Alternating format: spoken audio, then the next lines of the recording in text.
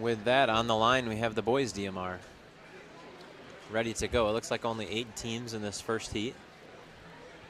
Yeah, there's only 20 compared to the women's 24. So, as you said, looks like 8 in this heat, and then 12 in the fast heat.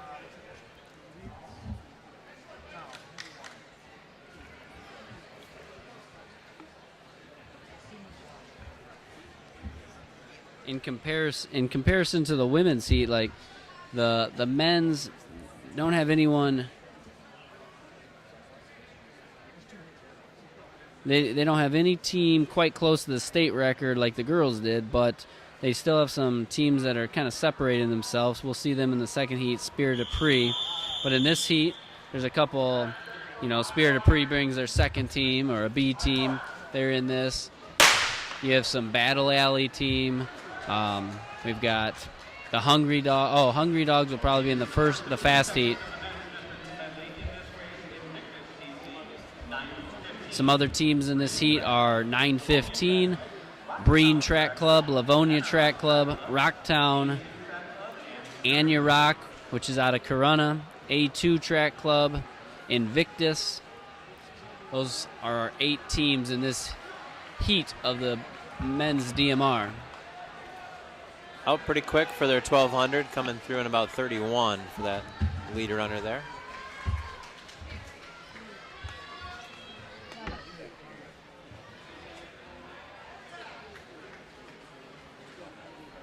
On pace for a 306 1200, if I'm doing the math correctly, which I was told there would be no math, so I feel like I should be let off the hook if that was not right. That's a fast 1200. Right. We'll see if these guys can keep up that pace as they continue. They're already off of that a little bit, but Breen is up into the front. Strong showing out of the Breen ladies in the girls' DMR, and the boys appear to not want to be outdone here. Same thing applies here in the boys' DMR. If you have any hopes of being all-state, you got to finish in the top 8, and you can do that out of either heat. Your work is just made a little tougher when you have to do it out of this heat. You really got to win your heat and set up a good time. Yeah, got to be able to get ahead of 4 teams.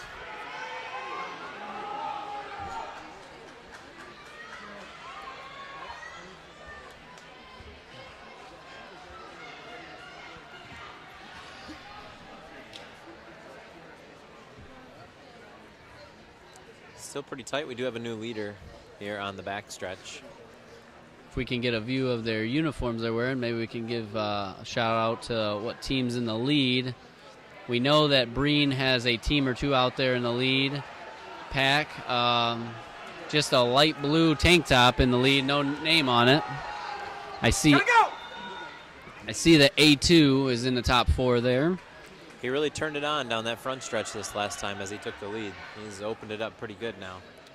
Yeah, I noticed he kind of looked back over his shoulder. Sometimes a sign of weakness, but for him it looked like he just wanted to see if he was clear and turn on the jets a little bit.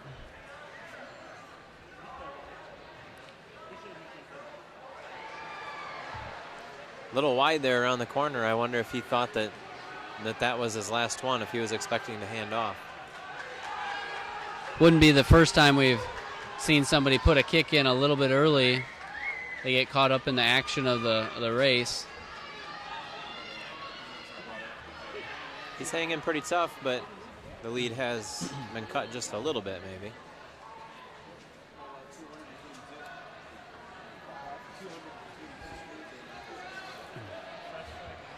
Well, he's going to hand off probably closer to 320-ish. Little off the 306 start, but here goes that 400 leg. These guys come out of here like rockets. Big difference in pace between us, the 1200 runner who is fatigued and the 400 runner who is fresh. Sometimes that handoff can be a little bit tricky to get. I always think the handoff from the 400 to the 800 is exciting because everybody kind of closes in together. Like, look at we got 3 people right in the lead group.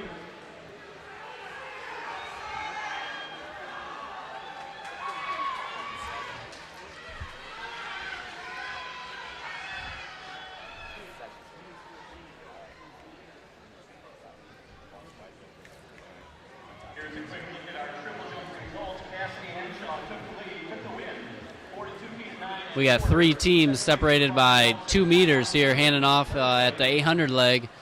This is where it could get a little hairy, but it doesn't. Top 3 handoff is clean. Okay, we're on to our 800. As we saw in the girls' heats, though, right now teams are just kind of battling for position in the real race. Like, it's kind of decided in that mile, with it being such the longest distance in the relay. It absolutely makes up the largest percentage, so. A2 moved into second. I wish I had a team name for the blue singlet in the lead. They've been in the lead a lot. Breen in 4th and Anorak in 5th.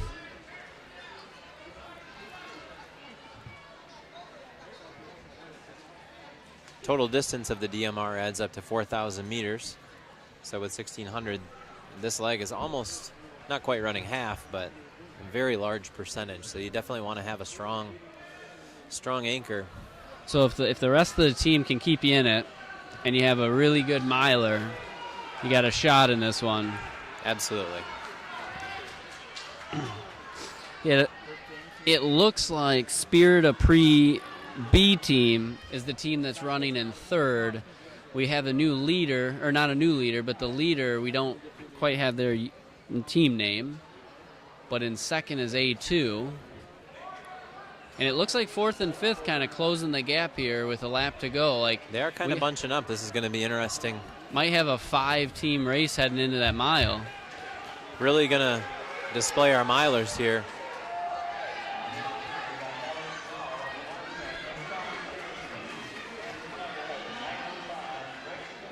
Interested to see who the miler leg of the Corunna team is. They don't call themselves Corunna. They're out there as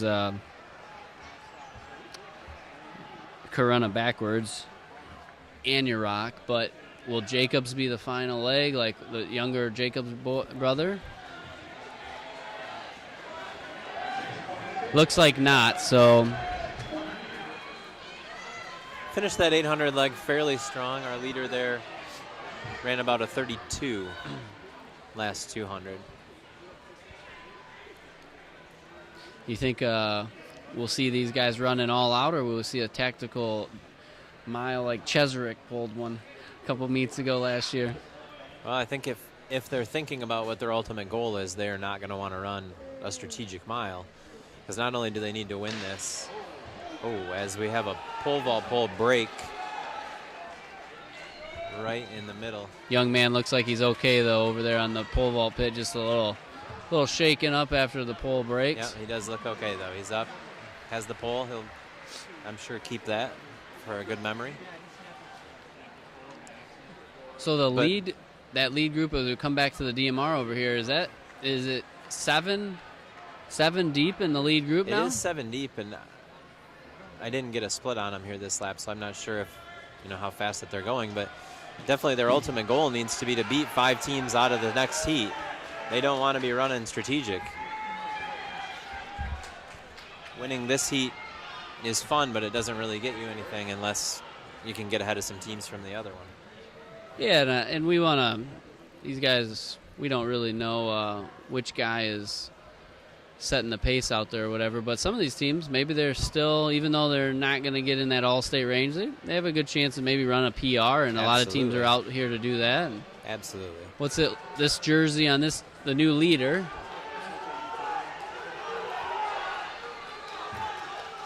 Spirit of Pre appears to be in 2nd.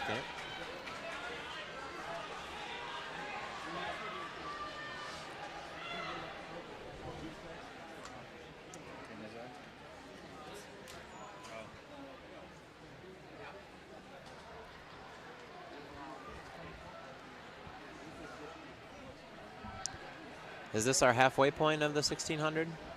Do they have 4 in?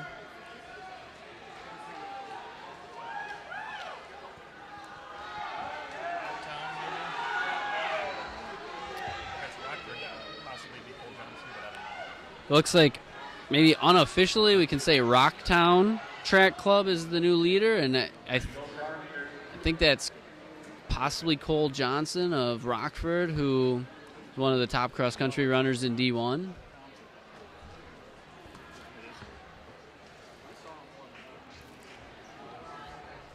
Looks like that you were right on the split. Like they got 3 laps to go as the leader comes through. And Anirok, the Corunna team, even without either Jacobs boy, is out in second now. So it's impressive when you take out their best runner, the best runner maybe arguably in the state of Michigan, out of their lineup, and they're in second here. It's pretty good. Absolutely. It looks like first place Stillick trying to extend that out. Obviously with the time in mind. So he's got 400 meters to go.